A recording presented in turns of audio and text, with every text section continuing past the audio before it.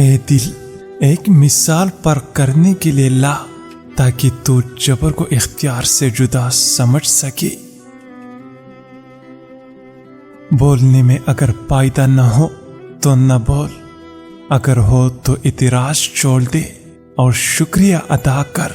اللہ کا شکر ہر گردن میں توق کی طرح ہونا چاہیے، نہ کہ جھگڑا اور منہ بگاڑنا۔ افسوس ہے اس زندہ پر جو مردے کا ہم نشین ہوا، مردہ ہو گیا اور زندگی اس سے نکل بھاگی۔ جب تو سچ قرآن کی فنا میں آ گیا، انبیاء کی روح سے گل مل گیا۔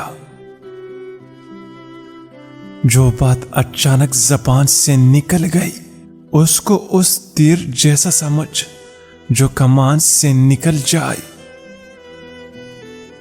اللہ کی جانب سے اولیاء کو قدرت حاصل ہے کہ وہ کمان سے نکلی ہوئی تیر کو بھی واپس موڑ سکتی ہے۔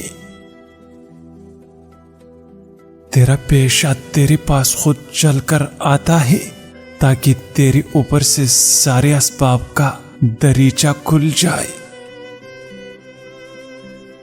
جس کو تو عاشق دیکھے اس کو معشوق سمجھ، کیونکہ نسبت کی وجہ سے وہ یہ بھی ہے اور وہ بھی ہے۔ اگرچہ دنیا میں پیاسی پانی تلاش کرتی ہے، پانی بھی دنیا میں پیاسوں کو تلاش کرتا ہے۔ چھینک آتے آتے رک جائے تو سمجھ جائیے بہت جلد تم دولت سے مالا مال ہونے والے ہو۔